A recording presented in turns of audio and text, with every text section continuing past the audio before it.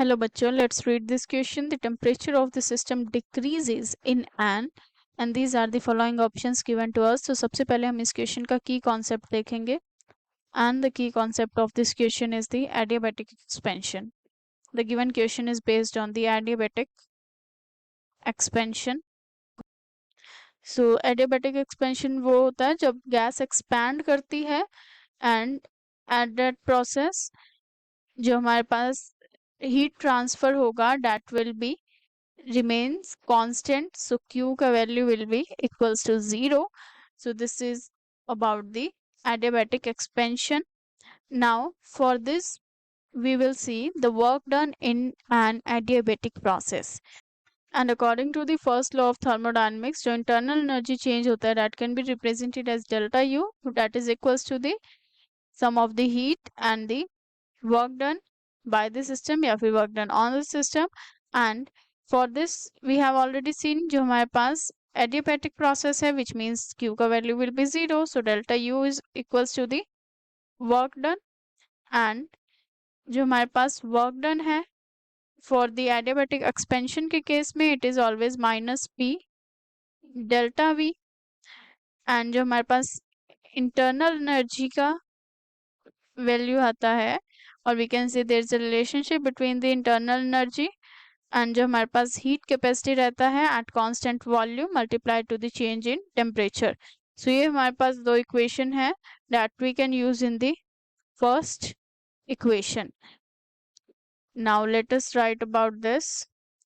सो ये हमारे पास आएगा minus p delta v will be equals to the cv delta t. And in adiabatic expansion work is done by the system, so जो work होगा that will be negative. so जो हमारे पास ये work होगा that will be negative means जो हमारे पास यहाँ पे डेल्टा टी जो चेंज आएगा that should also be negative, so that जो हमारे पास heat capacity at constant volume multiply to the delta T change in temperature है वो जो वैल्यू रहे overall that will be negative. so by this we can say जो हमारे पास delta T जो है that should be negative and delta t is T2 minus T1. जो T2 है वो हमारा हो जाएगा final temperature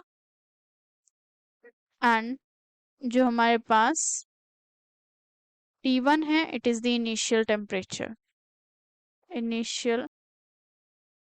temperature. So negative value हमारे पास तभी आएगी जब हमारे पास जो फाइनल टेम्परेचर होगा वो लेस होगा as compared to the initial temperature which means T2 is less than the T1. So जब हमारे पास ये केस होगा then only the temperature will be decreased. so temperature decreases.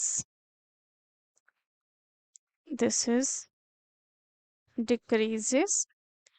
so जो हमारे पास adiabatic expansion का केस है उसमें जो temperature है of the system that is decreased, which means जो हमारे पास फाइनल टेम्परेचर होगा वो कम होगा as compared to the initial temperature.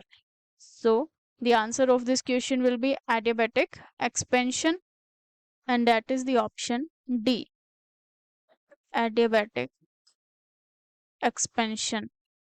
let us mark the option D as the correct answer of this question. now let us see what the other option says. option A में लिखा है adiabatic compression. जब adiabatic compression होगा which means gas compress हुई है then the work done on the system. जो हमारे पास compression का केस है for that work is done on the system which means work done जो होगा that will be positive. so जो हमारे पास change in temperature आएगा वो भी positive होगा.